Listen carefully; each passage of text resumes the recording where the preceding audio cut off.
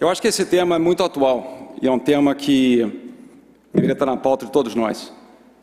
Discutir a atratividade do Brasil, ele passa necessariamente por uma pergunta central: se nós somos ou não somos vistos como destino seguro de investimento. Que atraentes nós somos, mas para atrair capital de longo prazo, nós temos que ter um selo de qualidade na análise de qualquer investidor de risco. Eu posso falar isso como gestor de um banco americano no Brasil. Nós temos na América Latina mais de 25 bilhões de dólares de exposição. O Bank of America está presente em mais de 35 países.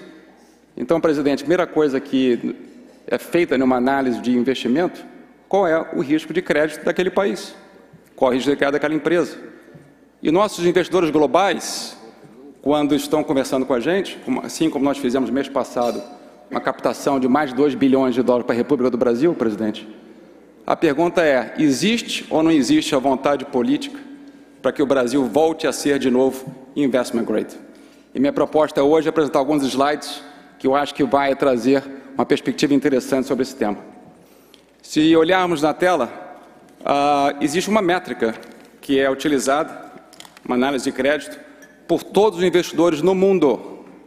Todas as análises de crédito, de investimento, passam necessariamente pela identificação se aquela empresa ou se aquele país vai conseguir honrar com as suas obrigações financeiras, tão simples quanto. E essa tabela se divide em duas categorias: países que são considerados grau de investimento e países que são considerados grau especulativo. Mas por que esse tema é importante? A razão é muito simples. Existe 3,5 trilhões, presidente, de dinheiro no mundo para investir em países que são de grau de investimento, e apenas 500 bilhões de dólares, ou seja, 7 vezes menos capital disponível para investir em países que não são de grau de investimento. Então, se queremos atrair capital, de preferência queremos atrair o capital de maior abundância. Os países desenvolvidos, Estados Unidos, Alemanha, França, Itália, mesmo vários emergentes, México, Peru, Índia, China, estão nesse grupo seleto de países de investment grade. A consequência? Tem acesso a capital a longo prazo, tem capital barato e disponível. Os países que estão no grau especulativo, infelizmente o Brasil faz parte desse grupo, no nosso caso nós somos duplo B, como nota de crédito, e fazemos companhia para Venezuela, Cuba, Colômbia, Paquistão e outros países, acabam tendo, obviamente, investidores que só podem investir em países de grau especulativo. Os investidores de grau de investimento não têm o mandato para investir no nosso país. Então, isso é importante nós entendermos. E um dado interessante, se nós olharmos na tela, esses países todos são pequenos comparados à nossa economia. Na realidade, das 10 maiores economias do mundo, do qual o Brasil é inserido, o único país que não é investment grade é o Brasil. Então, se nós queremos atrair capital, nós temos que voltar a ser investment grade. E o interessante é que nós já fomos em 2011. Então, se nós olharmos no passado e aprendermos o que nós fizemos, pode ser que a gente, com isso, se empolgue a voltar para esse caminho.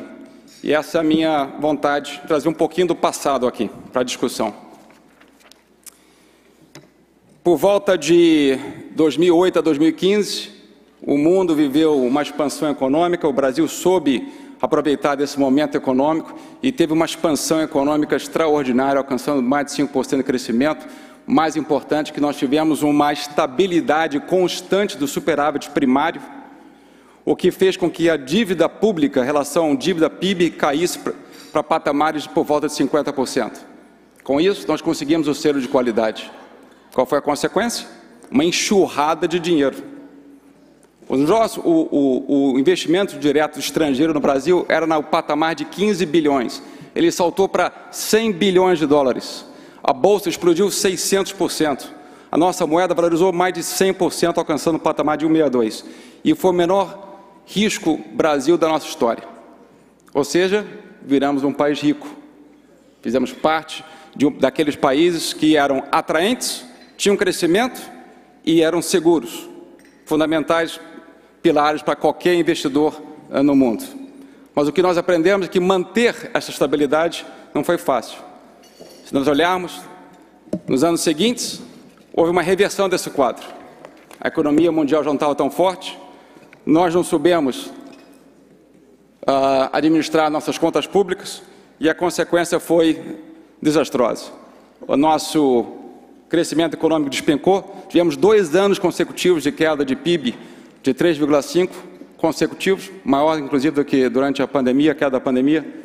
O nosso superávit primário virou um déficit público enorme, a nossa dívida explodiu para mais de 70% e a consequência imediata é simples, o dinheiro foge, o investimento estrangeiro caiu, o risco para o Brasil subiu, uma barbaridade, a Bolsa despencou mais de 50%, nossa moeda ficou desvalorizada, voltamos a ser um país pobre.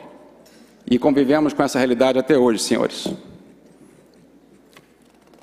Então, a pergunta é, o que fazemos para que nós possamos, de novo, refletir aquilo que nós somos enquanto nação? E eu diria que voltarmos a ser investment grade é um caminho longo, árduo, mas os benefícios e ganhos são muito evidentes e muito claros. E são, basicamente, medidas relativamente óbvias, notoriamente complexas politicamente, mas que têm que ser perseguidas na visão do investidor. Nós temos que ter em mente, obviamente, a estabilidade da manutenção das instituições, Banco Central independente, não se pensar em reversão de privatizações, manter com, obviamente, as reformas que foram aqui discutidas, e eu fico muito feliz, presidente Arthur, pela a maneira como o senhor apresentou sua visão de gestão, o que impulsiona os investimentos, com certeza. Então, parabenizo o senhor pela sua visão. Crescimento econômico fundamental, porque nós vimos que sem crescimento não se consegue, obviamente, o superávit primário.